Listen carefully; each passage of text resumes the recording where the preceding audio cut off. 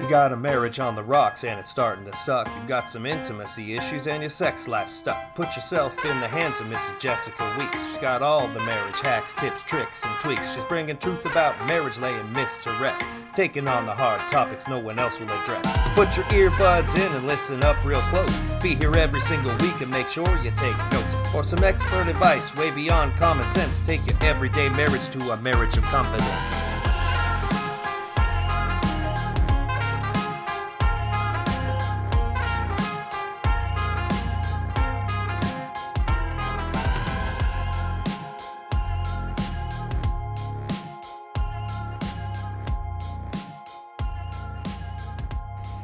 This is the Confident Marriage Podcast, and I'm your host, Jessica. I'm super happy to be here, and I'm so happy you're tuning in. Thank you all for joining me today. Please don't forget to subscribe to the podcast. It really means a lot to me, and it lets me know that you're listening and enjoying the show. Also, you get updates when we have a new podcast that posted. So these are some super crazy times we're living in, and we are spending more and more time with our family than ever before. It's becoming the new norm. We're experiencing so many trials and tribulations we didn't have before, and it has been by far a huge burden on marriages and families. You'd think it'd be the opposite, but that just hasn't been what people are seeing and experiencing.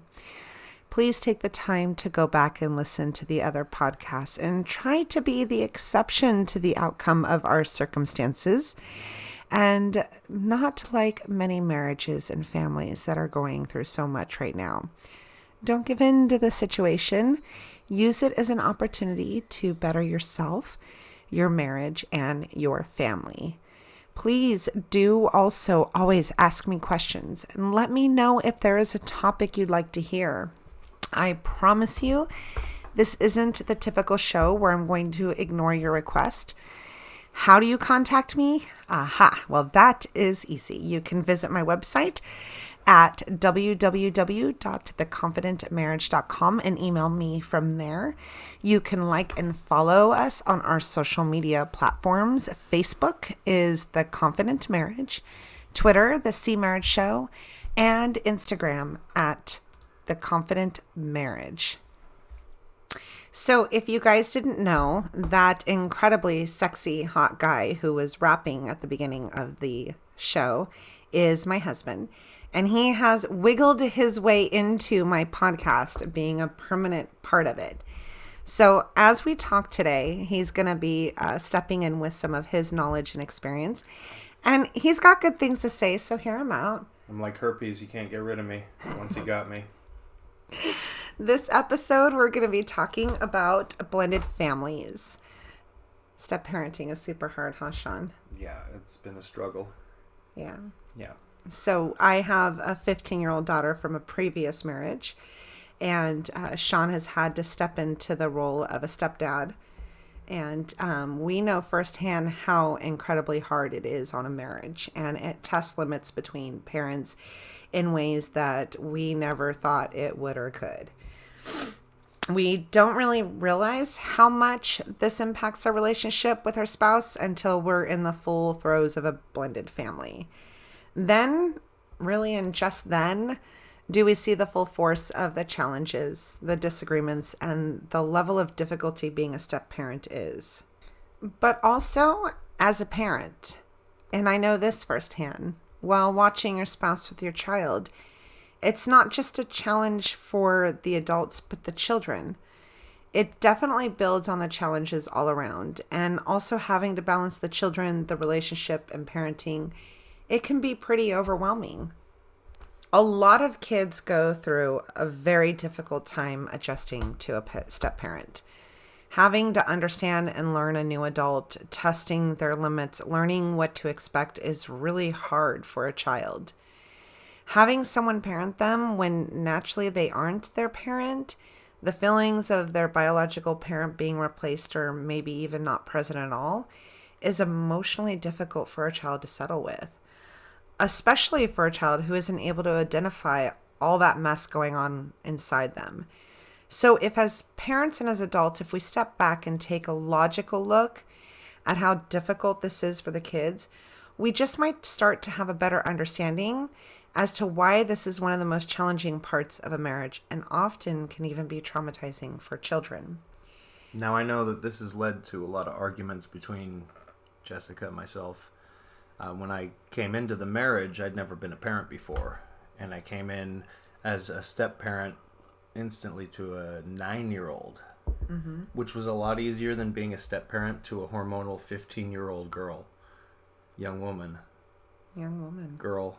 She can't be a young woman. But I know there's a couple things that happen, and one of them is that you tend to bring in learned behaviors that you picked up from your parents, which aren't always healthy. And that leads to clashes between you and your spouse about how to raise the child, and it puts your spouse in an awful position because then he or she is having to choose between their child and their spouse. I know that's led to a lot of problems. And, then there's the normal everyday differences on parenting style and choices and punishment and reward and privileges and all of that. And I don't always get that right. And my wife is usually right. And I argue with her anyway because I think I'm right. And then she usually sets me straight, and then I mumble something under my breath and walk away and stuff it down. Have we done a show about toxic behavior? No, but that's a good one. Yeah, we should totally do it. We should do one. You should totally lead that one. You'd be great at it. Thanks, honey. I love you. I love you. So I know that you and your spouse has totally sat down and had several detailed talks about boundaries, hopes, goals, expectations. Expectations. That's a whole other show. We actually tonight too. We have a show on sex, kind of. We should have a deeper one. Deeper. That's what she said. said. Me off track. Bring it back. Bring it back, honey. Oh my gosh, I don't even know where I'm at. You've got me all messed up. But as I was saying, boundaries. You both probably had a really long, detailed talk about your parenting values and strategies. And you both came to very firm and concrete agreements on what these variables are before even getting into this, right? And, you both, and if you're like most blended families, you didn't do this, or you did do it, but you realize now that it was more superficial and you thought you had all the possibilities covered. But when action time came, I'm sure you both learned that it's not going the way you thought it would, and perhaps even wonder if this was a huge mistake. It wasn't a mistake. It's just time to step back and start from scratch. First things first, you and your spouse need to have a detailed conversation as to what your role and relationship will look like with the children. And I don't mean those fly-by half-assed conversations. You guys know I hate those. I say that all the time. Yeah, don't have a Sean conversation about it. Have a Jesse conversation about it. Get in that submarine and dive. Dive deeper. Go to the next level. Get underneath everything. Don't just go, yeah, that sounds good, babe. Yeah. No, get in there. Say what you feel. Say what your morals are, your values. What do you want to teach your kids? Talk about shared goals. Hey, I'm trying to prepare our kids for college and make them healthy adults, or I want to make sure that my child understands the values that go into having healthy relationships. And both of you get all that out, and then, prioritize and come to an understanding on what the most important things are that you can focus on, and what the things are that each of you disagree on, so that you can either keep them, throw them out, see the other person's viewpoint. Don't just sit there and, wave your arms and accept everything your spouse says, because then you're going to feel like you weren't heard, and you're going to feel like you don't have a say in it. But also remember that if you're a step-parent, the biological parent has to have the ultimate say because it's their flesh and blood. Don't get me wrong. That doesn't mean that you can't or don't love them as much as you would your biological child, but you need to defer to the biological parent. You need to give them that respect. These conversations are super important, and they'll really help save you all from a chaotic home and future resentment. Respect during these conversations is really, really crucial. Not getting offended on either side, not taking things to heart is really, really hard. And I know this firsthand, and I know Sean does too.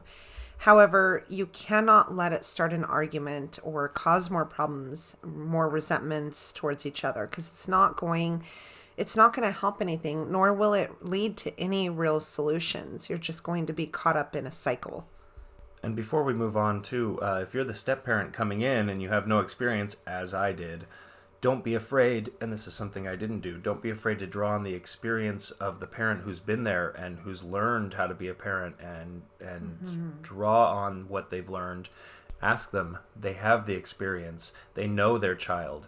You don't have the experience. You don't know their child. You don't know what to do, and it's not a shot against your ego, and it'll actually help the two of you come closer together. Your partner's going to feel recognized, and she's going to feel supported. He or she's going to feel supported. He or she is going to feel the respect from you in that. That is all very true. Isn't that essentially what partnerships are for? To complement one another and to lift each other up and teach one another. So, an additional mistake that blended families make is forcing the children to call the step parent mom or dad. You shouldn't, in my opinion, you shouldn't force children to call a step parent mom or dad, or even make them treat them as a mom or dad. Essentially, they aren't their mom or dad.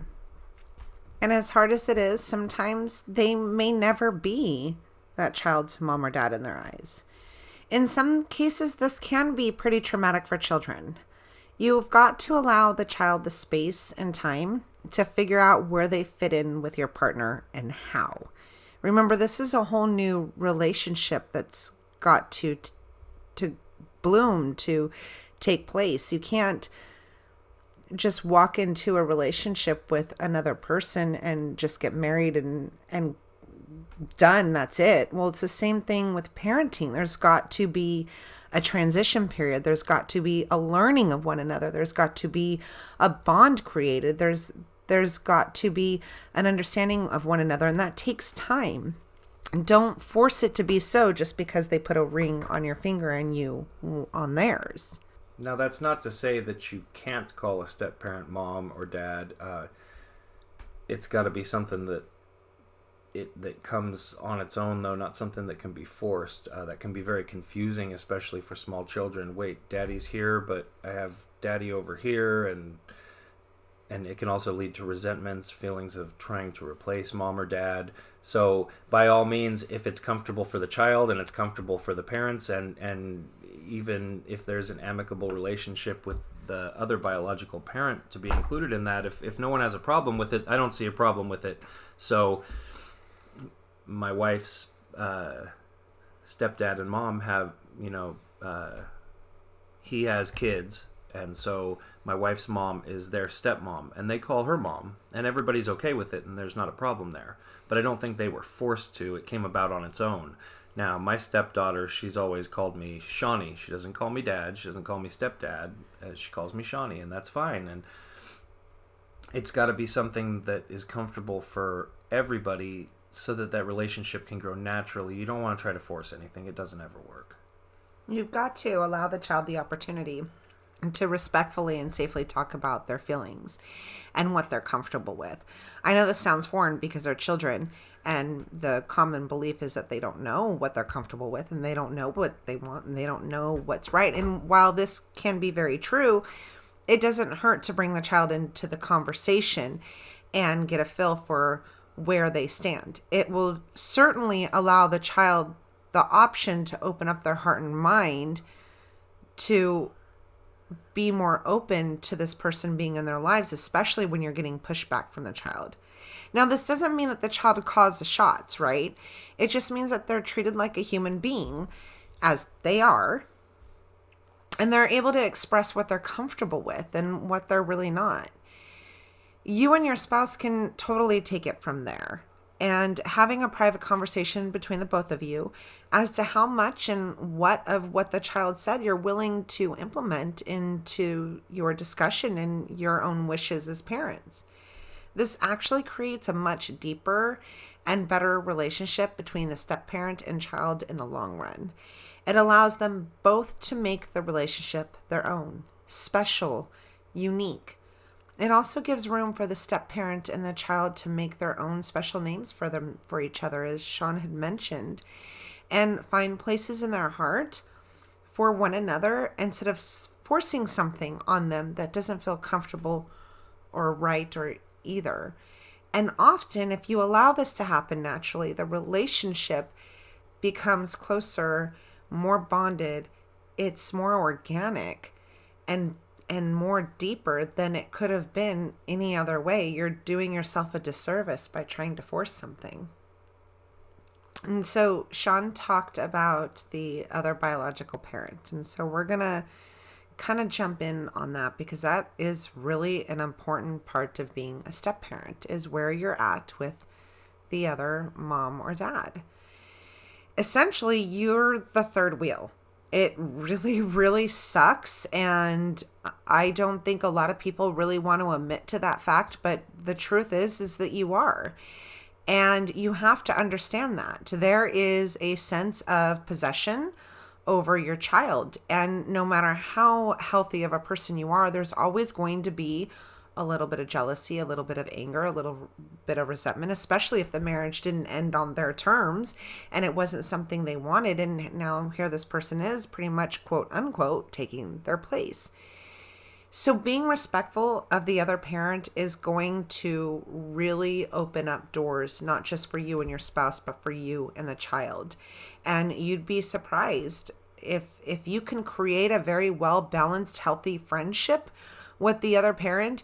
You just might find that you found a friend yourself. Maybe not a close friend that you go hang out and have beers with, but maybe somebody that you can talk to when you're having trouble with the child. Now I'll step in here because I think as far as our family goes, we have a pretty unique situation. So Jess and I and her daughter's biological father, we all have a very amicable relationship. There's no animosity between the three of us.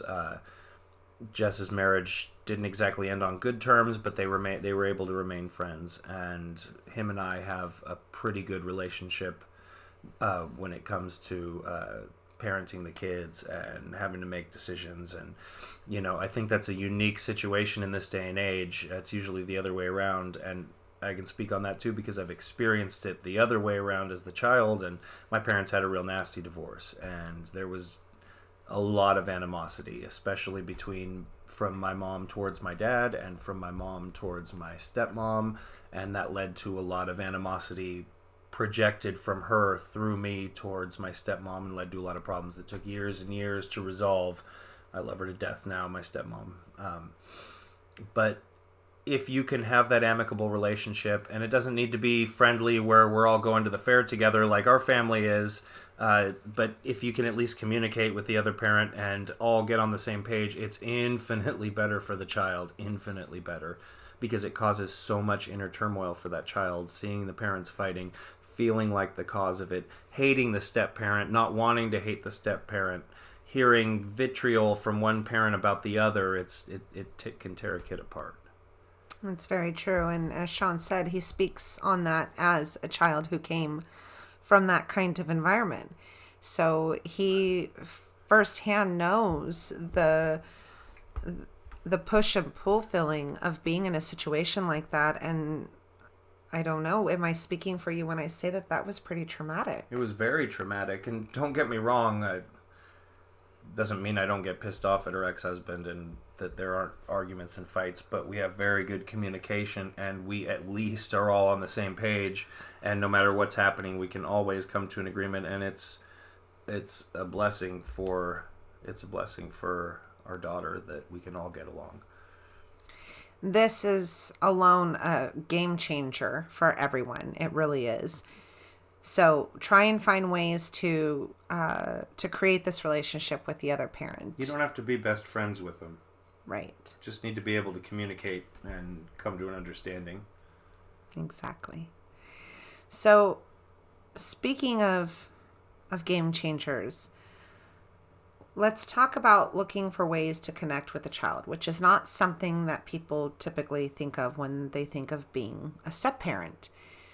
In some shape or form, we kind of just think that the blocks lay where they lay and there's nothing we can do about it. And I'm married to the other parent, so it is what it is. That's not how it should go. You took the time to woo your partner. You took the time to find a connection with them. And believe it or not, you're kind of, I don't want to say marrying the child, but you've got to find a connection and find a way to platonically woo the child too, right? Find your common interest and where you can connect. Yeah, you don't need to make it weird with wooing and everything, but yeah, of course you need to... trying to find the words. So I asked Sam permission to marry you. And I danced with her at our wedding, and I try to find ways to connect to her all the time. And the number one way, this is going to come as such a shocker to everybody. The number one way, ready? Are you ready for this? The number one way to connect with a child is the same number one way to connect with anyone. Sit down and talk to them and listen to them. Do less of the talking and more of the listening. When you can make that child feel like you're getting to know them and you care about them and their interests and their struggles and their anguish and their joy and their interests, I might have said interests already, that's how you connect with them. And I do that a lot with our daughter, even though she might not realize it, but it even comes through and she'll mention something and even my wife will say, oh, I didn't know that about you. And I'll be like, yeah, she da-da-da-da-da-da-da. How do you know that? Honey, I listened to her. That's how.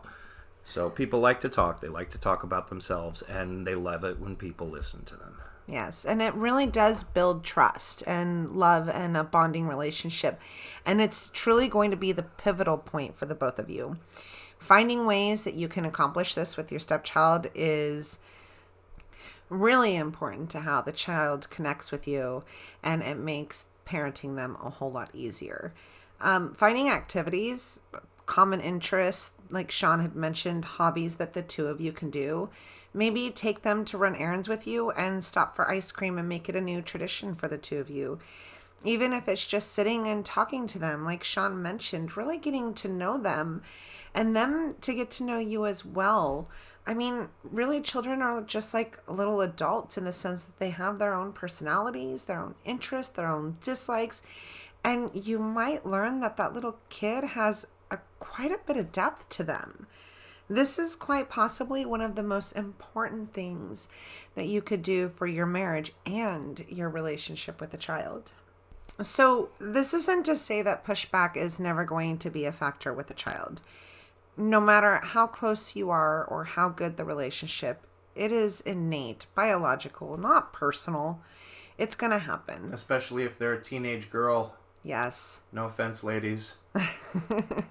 Stepping back in these moments instead of facing it head on like a ram and forcing some parental and authoritative figure over the child will save you, the children, and you and your spouse from so many arguments. And it really helps to keep the environment and the dynamic safe and calm. Here's your takeaway right here.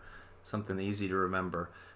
When there's pushback, if you're the step parent, you need to step back. There you go. I like that. We should monetize that. We should. So don't get caught up in your expectations. We've talked about this a lot on the show. Don't get caught up in your hopes and your dreams and your ideals of what you think that this relationship with the child's going to look like, because those aren't real, and it'll set you and everyone else up in that family for failure.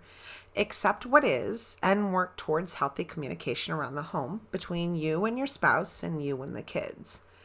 Allow things to take place organically and don't force it. It may seem hard and like it'll take forever, but it will happen, and it'll take place in the way that it was meant to be, and maybe just not the way that you hoped or wished for, but it'll be beautiful in its own way.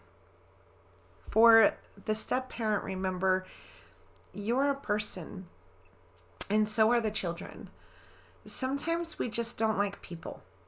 We are all, in fact, people with opinions, and some people do rub us the wrong way. Maybe it's personal, maybe it's not, but either way, you have to allow for the chance that you may never be accepted the way that you had hoped for. There are still ways to live in peace in your home in those kinds of circumstances. And chances are, if you respect that, no matter how hard it is or how much it hurts, your chances of changing their mind become much better instead of doing it the other way and forcing something on them. And remember, it's not about you, it's about what's best for the child, usually, most of the time. Exactly. So, the last point that I want to make is when it comes to you and your spouse, if you're a step parent coming into this situation, and I know Sean kind of touched on it early on in this, but I kind of wanted to dive in a little bit deeper, is criticizing your spouse for their parenting and their parenting choices. That's not your place. Wow. Would you like to add something to that? No, I think you're absolutely right.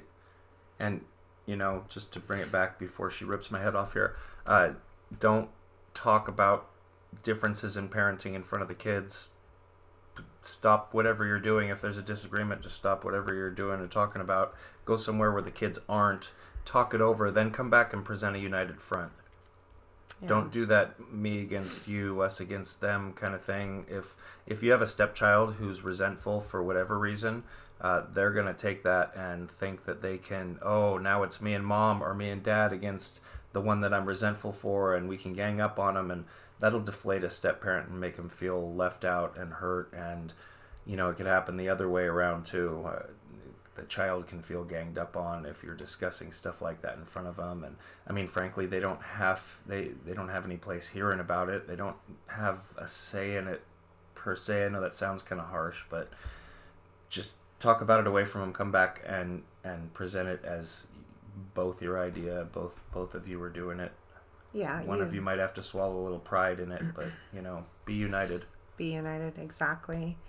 You can't really implement your own ideas or criticize one another. You guys need to find a way to be one and the same, especially in front of the children, because the child could lose respect for one or both parents when you both are so divided on anything, a topic, a situation, a circumstance, what have you.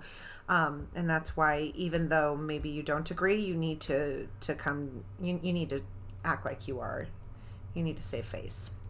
So, and being supportive and helpful, it's not the same as being critical. So offering suggestions and tips is perfectly okay, as long as you don't step on one another's toes. We need to allow each person to have their own respect. Everyone's going to have different parenting styles, and just because you don't agree with it doesn't mean that you get to change it. As being someone looking at the situation from another angle, there are definitely things that you're going to see that could be improved on your spouse's end, and maybe they didn't even realize it. But again, this isn't being critical. This is what having a life partner is about, is helping us be better people, better parents, better workers, better lovers. Be open to hearing, to listening, and truly understanding what the other person has to say. And you might find that there are areas that you can improve on. So, takeaways, communication, step back when you need to. Don't try to force anything. Listen. Bond with the child. But don't try to force the bond. Don't force it. Accept what is. If it's just you're never going to be able to bond with the child, accept it and just keep doing what you need to do to keep the child safe. Parenting in general, and especially step parenting, is one of the most frustrating things in life that you can do and one of the most rewarding things in life that you can do. And remember, in those really trying times where you're feeling beaten down and you feel like you're not getting anywhere, and you feel it inside you where you just want them to listen, you just want them to do something different, and they're not, remember that there's probably going to come a point, whether you're the parent or the step-parent, sometime in the future, and it might be decades from now, where they're going to come to you and they're going to look at you and they're going to say thank you. And in those most trying moments, that's what I hold on to, and that's what I think about. And they might not realize it now, but at some point they're going to come back and thank you. Mm-hmm. If you're doing the right thing. Exactly. If you're not, then you need to get the out. Sorry. I hope you guys enjoyed the show today. Please don't forget to subscribe to the podcast so that you get alerts when we upload another show. And as I said at the beginning of the podcast, please don't hesitate to ask me questions or let me know if there's a topic you'd like to hear more about. Our website is www.theconfidentmarriage.com. You can like and follow us on social media, Facebook at The Confident Marriage, Twitter, The C Marriage Show, and Instagram at Confident Marriage. Now I'm going to come in and hijack it again. So there's kind of an elephant in the room that we didn't talk about. It's been a while since you've heard from both of us, and like, hello, we're in the middle of let's go over 2020 in a glance right now. We're in the middle of a pandemic. Mm-hmm. There's been wildfires we live in California, the whole state burned to a crisp. Mm-hmm. We've got hurricane after hurricane battering the Gulf Coast. Mm-hmm. We had one of the most contentious, crazy presidential elections of all time. Riots all summer long. The country's in turmoil. People are in turmoil. Stuck at home with the kids. The kids are not in school.